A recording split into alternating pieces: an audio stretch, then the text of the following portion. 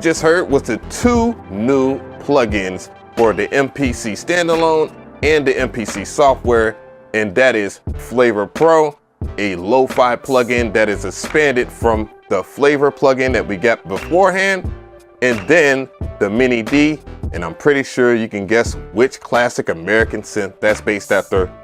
The link will be in the description box. Let's check them out more intimately. So to start things off, we'll do the Midi D first because I have the bass and the keys and the lead all using that. Let's hear them together.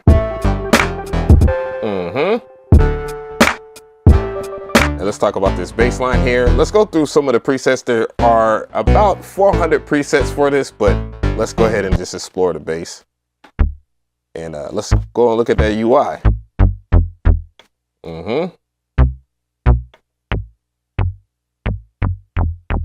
And let's keep on going here. Oh, fatty.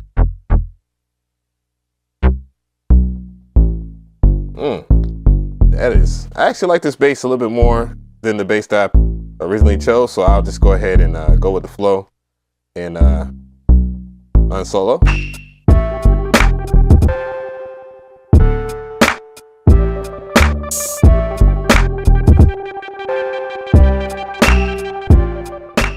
So it has a couple of controls here that you'll see familiar with you. This is all tied to the Q link here. Of course, you can see what every parameter looks like. So I mess with the mod wheel. And let's hear that. Main menu. There you go. Let's keep on messing with some of these parameters here. Mod mix.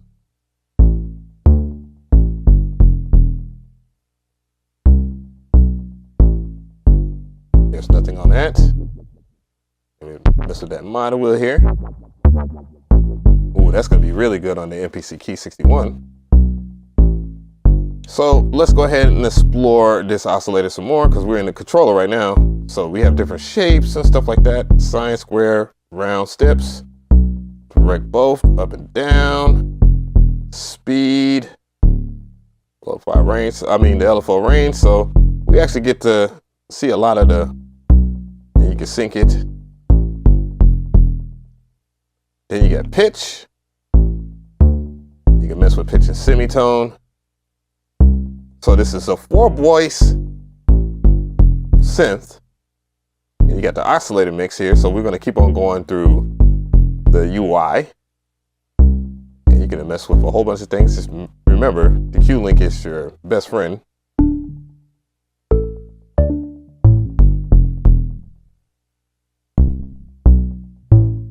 Yeah, you got all kinds of different shapes and stuff. So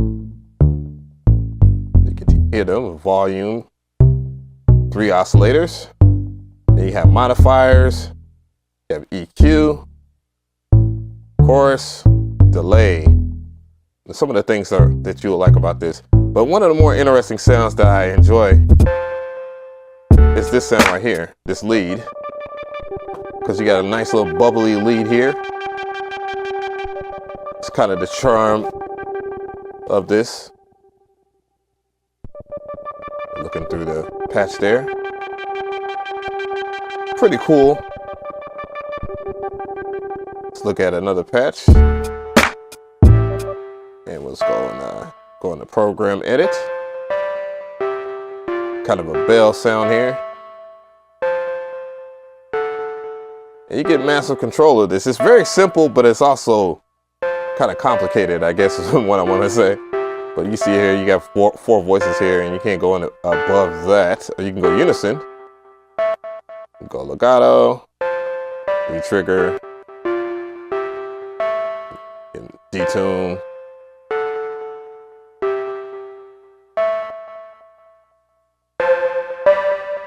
There we go.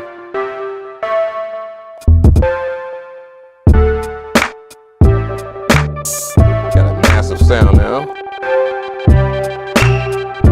Let's lower the volume. If you want to learn how to use this MPC, I also have the masterclass linked in the description box as well. So yeah.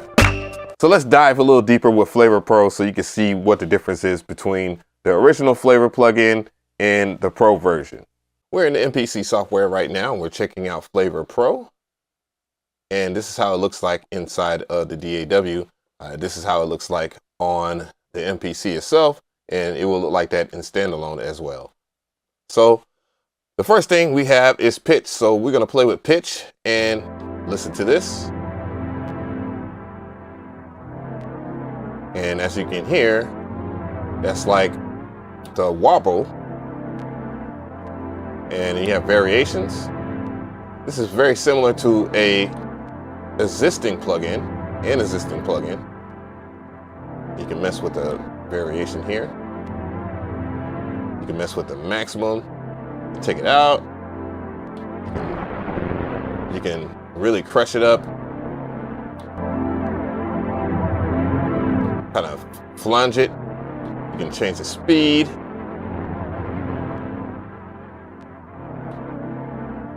And so forth. And you can turn off the modules. You also have distortion,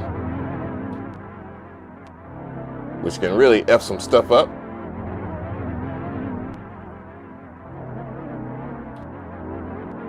You can lessen, high pass, low pass it.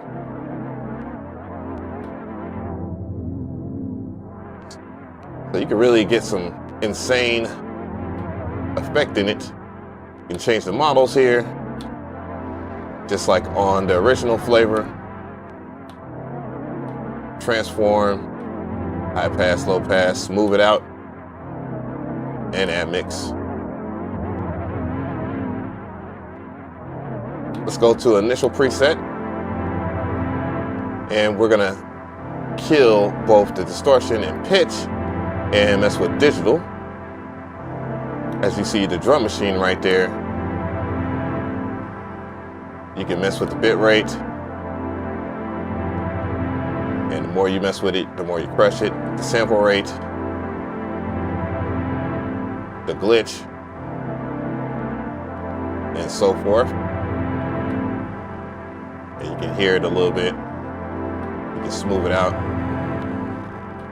Let's maximize it. So you can crush it. So one of the things I was hoping that the MPC would get was something along the lines of tape compression. You already know the vibes where I'm going with this, and let's do that. So I have an instance of Flavor Pro on these drums right here, and let's go ahead and activate them. Lower the volume a little bit. All right, and what I'm gonna do is go right over here to distortion, and let's go to volume. And the reason why I wanted to affect this like this because of this beat. Funk, baby. And what I want to do is affect these drums so I can get more of a Memphis type vibe. A little 1994. And you can hear the dropouts in that.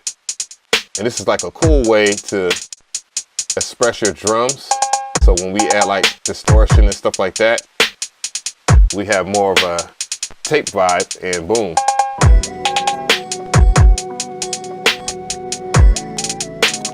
So keep on doing stuff to it,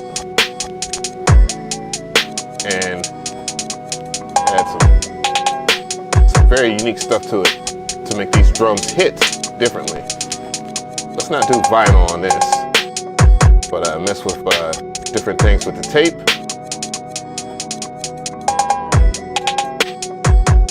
We'll adjust the dropout. And we can even add it to like boombox.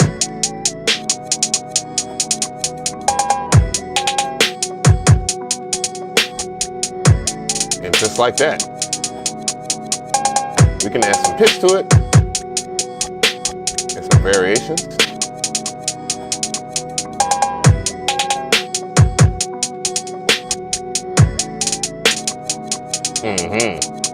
Just like that, it's a great way to process your drums if you're trying to make, old school hip hop or whatnot, especially for like funk This plugin is really dope for that. About time, AKAI, about time. So let me know how you feel about the 2 new plugins. Flavor Pro definitely has to be my favorite. Clearly, I wanted something to process drums better. And even with like creating samples, I think it's pretty dope. You know, the MPC has this thing with the progressions and whatnot. And then some of the new sounds are definitely great for, you know, creating a sample pack or two. So yeah, I think Flavor Pro hits home for me, especially seeing that it's only $50 for like the first 7 days or whatnot.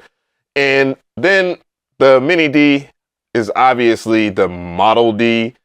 You know, we all get that. It's the emulation of that. And it's pretty decent. It's not my favorite out of the 2, clearly, because I wanted to process stuff more so than to have another bass. But it's great to have a reliable bass, especially if you're like a hip hop head. So yeah, let me know how you feel. I definitely want to hear from you guys.